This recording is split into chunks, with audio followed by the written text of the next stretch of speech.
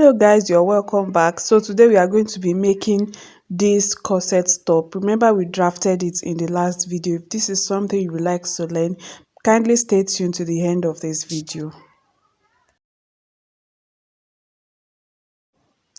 So we've already drafted it and I've already cut it out on the fabric.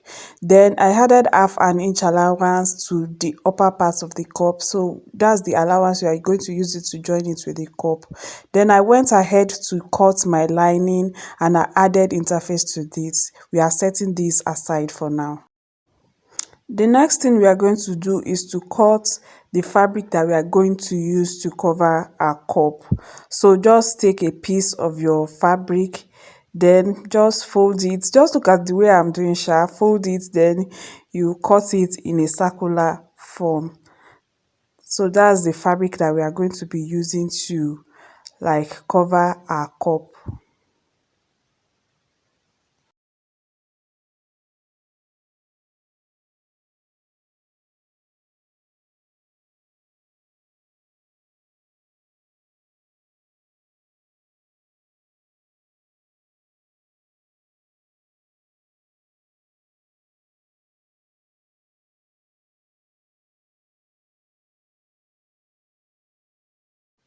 So cut it in a circular form the way I'm doing it now.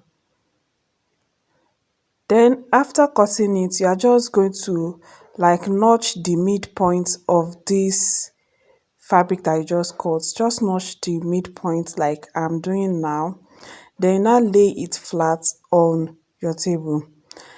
Then on one side of that fabric, you come down by 1 inch. Then on the other side, you go down by 1 inch as well. Then you connect that 1 inch to the midpoint that you notched with a straight ruler. So you connect that with a straight line and connect it to the other side as well with a straight line. Then I'm just going to take it to my sewing machine and sew it on top of that line that I just made.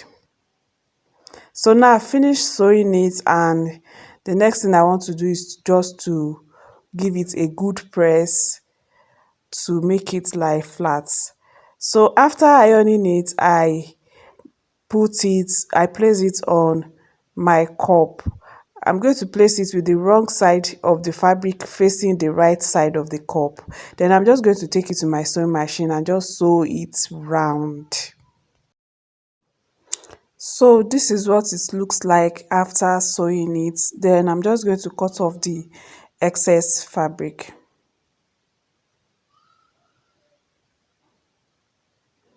After cutting off the excess fabric, this is how it looks like. You can see that it's looking so neat and beautiful. Despite the fact that it's so plain and we didn't do any design on it, it's still looking so beautiful. So we are going to repeat the same thing on the second cup. So I've gone ahead to cut the lining as well, the same way I cut the fabric that we used to cover the cup. So now I'm just going to sew the lining. I'm just going to sew it at the top like that. Then I'm going to flip it over and then top stitch. So this is how it looks like after top stitching. So I've done it for the two cups, but as you can see, the lining is flying around and I just want it to fit properly into the cup. So to do this, to make sure it fits properly, I'm just going to use my Emmy gum to make sure that attach the lining properly to the cup before I now sew it round. So now I'm just placing my Emmy gum in the cup. You can't see it because the Emmy gum is white and the cup is white as well. So I'm going to cover it and use my iron to just iron it down.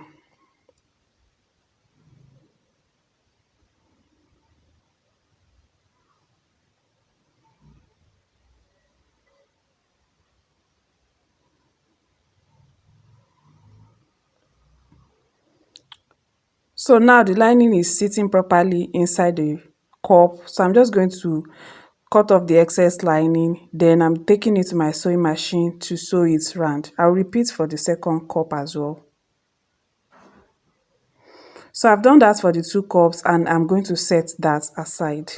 So the next thing to do is to like bring out the main fabric and work on it.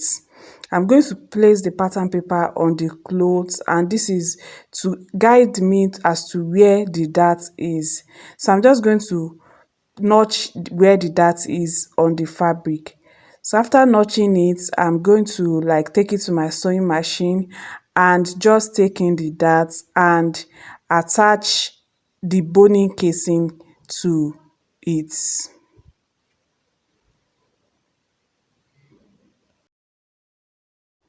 So I've gone ahead to take in the dart and I've attached the boning casing to the fabric. So the next thing I'm going to do is just to join the lining to the main fabric.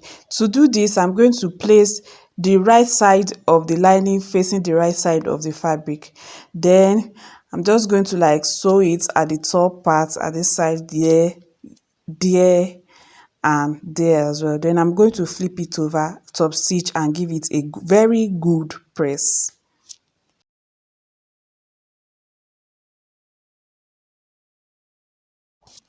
So after doing that, this is what it looks like. As you can see, it's looking so neat and beautiful. So the next thing I'm going to do is to attach my cup to the fabric. So I'm just going to place it like so and be tracing it and be sewing it with half an inch till the end of the cup. So even without sewing it, see the way it's looking. So I'm taking it to my machine and I'm going to do that. So I've finally attached the cup to the top, and you can see it's looking beautiful. The inside is neat and the outside is neat as well. The next thing is to insert our bony into the bony casing. So now I'm trying to insert the bony into the bony casing. I'm starting with the middle bony casing.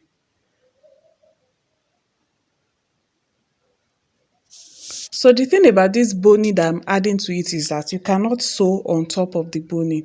So to avoid your machine being spoiled or something, you just have to like pull it back a bit when you insert it so that you will leave like half an inch at the down part. So you are going to just pull it back a bit so there will be space at the top. So after pulling it back, I'm using my hand to like trace it if it is up to half an inch. Then I use the scissors to cut off the boning. Then push in the boning inside so that there will be space remaining at the down part of half an inch. I hope you understand that. If you don't understand, let me explain again. Push in your boning and make sure that it reaches the end of the boning casing. Then make sure you now pull it back a bit and use your hand to trace the top part, whether the space that is remaining is up to half an inch or whatever your sewing allowance is. Then you cut off the boning.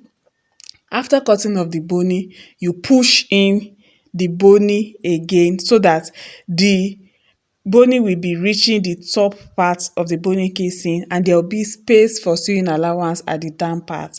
This is to avoid breaking of needle or cutting of or your machine getting spoiled, because this boning is actually not a boning you can sew on.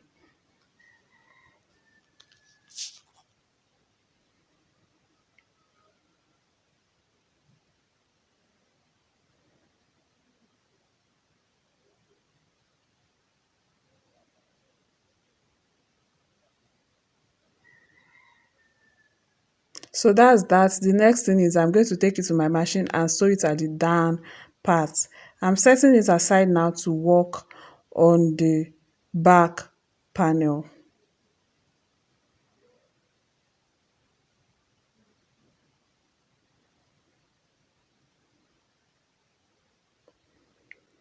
So for the back panel, I'm just going to like place the lining on the back panel. Make sure the lining and the fabric are aligning together. Then I'm going to join it together at the neckline, top stitch, flip it over, top stitch, then sew the lining down to the fabric, take in the dart and the zip allowance. I'm going to do that now and come back to show you guys.